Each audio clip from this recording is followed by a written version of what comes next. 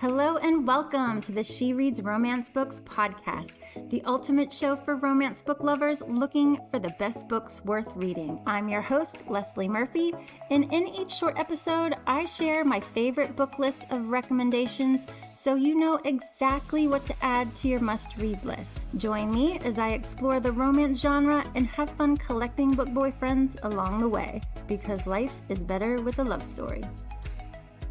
Hey readers!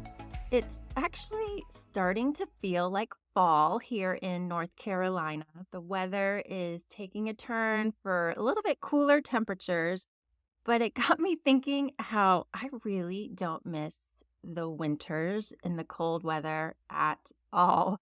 I had spent about over 20 years living in Boston before moving to the South, so I got my fair share of snowstorms, let me tell you. And I can honestly say, having lived through the snowiest winter on record for the city, where it felt like we got inches upon inches dumped on us for weeks on end, with the snow piles honestly not melting until the end of May that year, that I really don't miss it. It was so insane that winter, especially. I really don't miss any of those nor'easters, and I don't miss having to set up the generator when the power goes out. But if I had to deal with the snow or getting stuck in a snowstorm, you better believe that I'd want to with one of the romance heroes I'm featuring in today's episode. Forced proximity romance books are so much fun to read and honestly one of my favorite romance book tropes to read these days.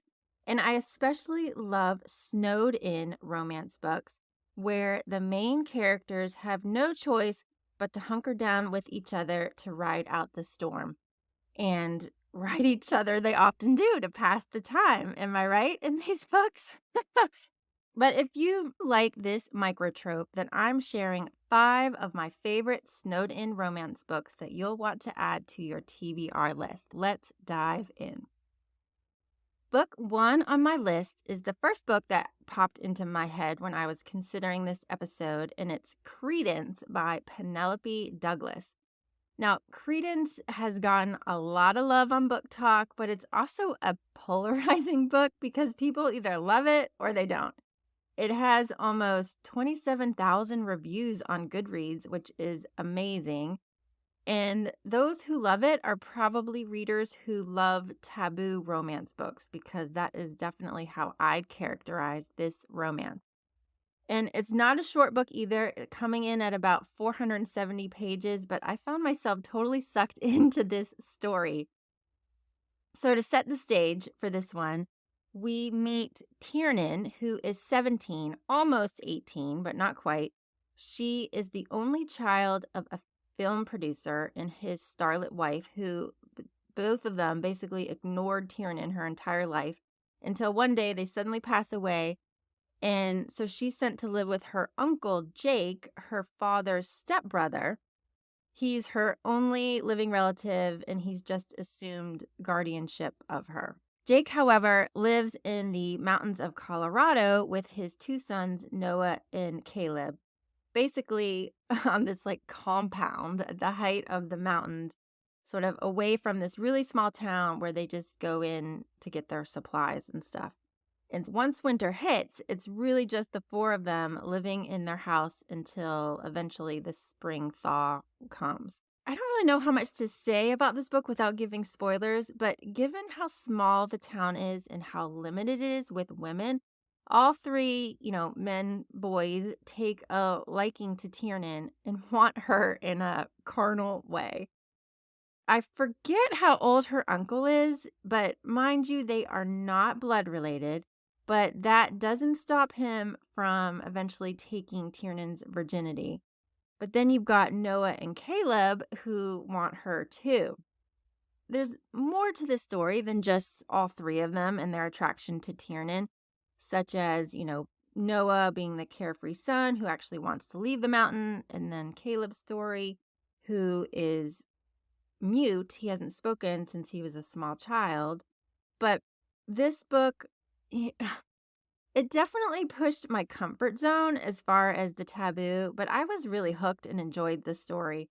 Caleb was a bit more of a bully than I anticipated, but Douglas really created a unique story. So if you want to read a snowed-in romance book where the girl gets not one, but three men, this is the book for you.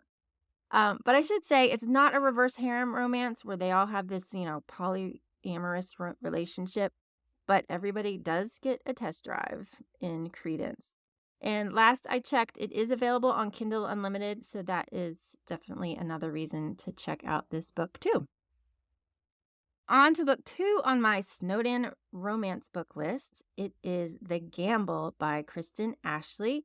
This was is the first book in her Colorado Mountain series, and it was the first Kristen Ashley book that I read. And I think of only 3, but I think I've mentioned all 3 of them by now on the podcast. Go figure.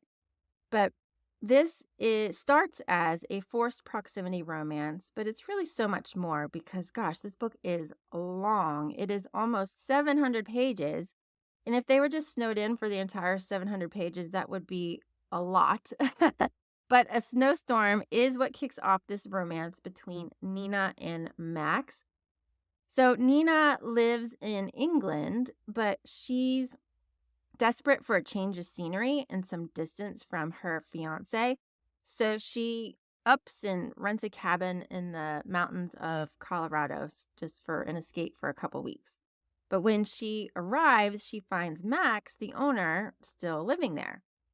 But when Nina is there, she's really sick, so Max doesn't kick her out despite the rental mix-up, and he ends up nursing her back to health during the snowstorm, and the two end up growing, obviously closer together as a result. I really liked Nina. She's a lawyer and a really strong heroine, and Max, gosh, he's just the type of possessive hero I adore. He calls her Duchess and other little nicknames, which was actually really endearing. And of course, since it's a Kristen Ashley book, you get more and more to this story.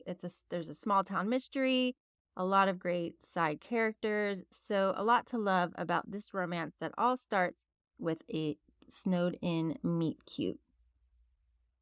Moving on to book 3, which is Paradise by Judith McNaught, my favorite romance book of all time, and the book that started my passion for this genre.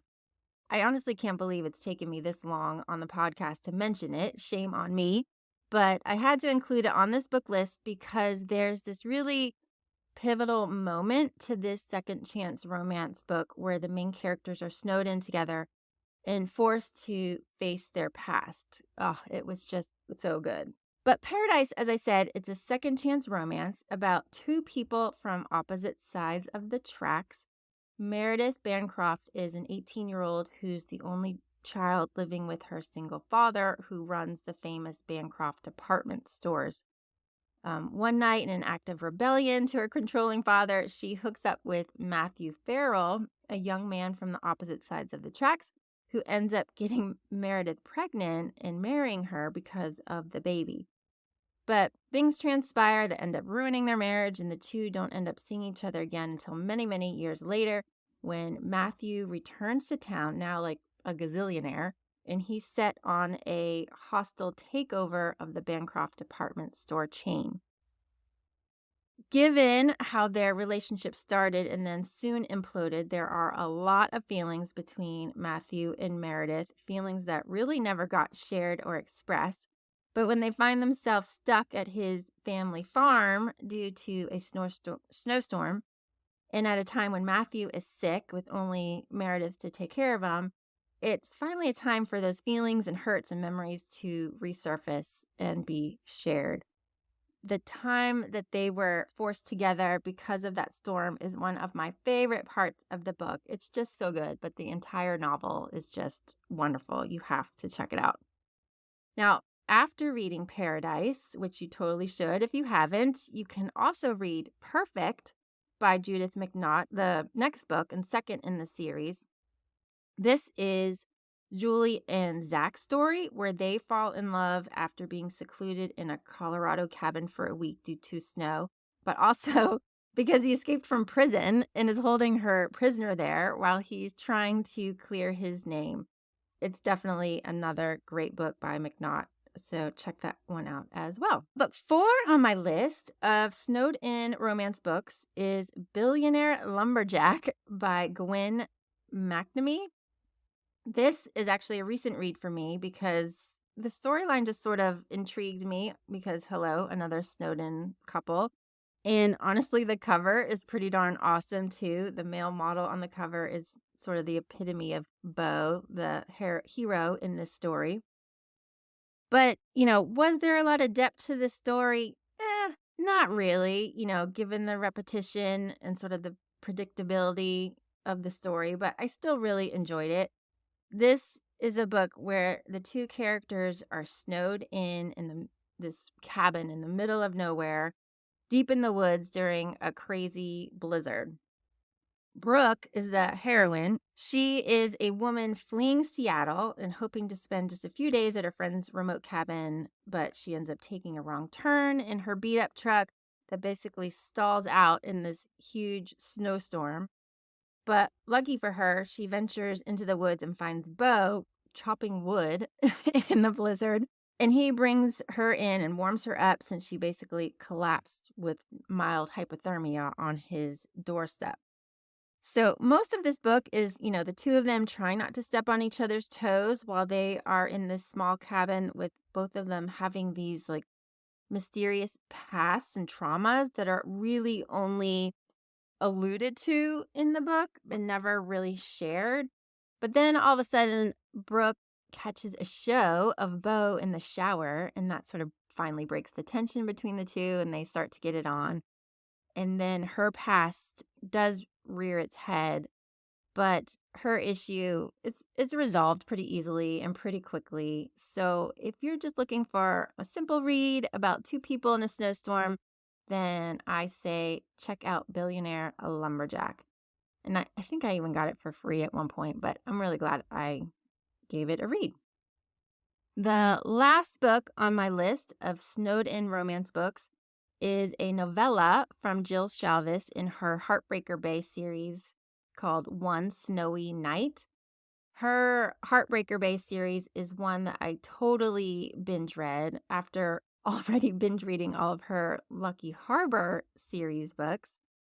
But this series reminds me of sort of a less toxic Melrose Place, which I know probably mentioning that TV show is dating me, but alas, where this whole friend group kind of lives and works at the same apartment complex. But One Snowy Night is a holiday novella that takes place just, I think, within 24 hours, starting on Christmas Eve. Rory is desperate to get home to the family she hasn't seen in years, but her only ride to Lake Tahoe is Max, the hot guy she's had a crush on since high school, and who she thinks kind of likes her too. So now they're stuck in a truck on a long road trip in this massive blizzard, which helps them to finally discuss their past and admit their feelings. This novella can absolutely be read as a standalone if you're just looking for a quick read that has sort of a bit of holiday cheer. But it's really about two young adults who have great chemistry, might be a bit awkward, and who are finally forced to confront their history about what happened in high school and get over it so that they can get together. It's super cute, involves a dog, and is definitely worth a read, so check it out. And that wraps up my list of best snowed-in romance books.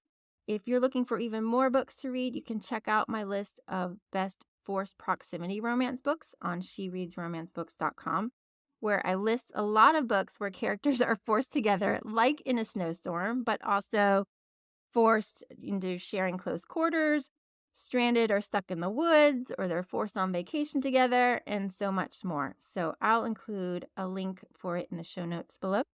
And happy reading. That's all for this episode of the She Reads Romance Books podcast. I hope you enjoyed it and found some new books to add to your TBR list.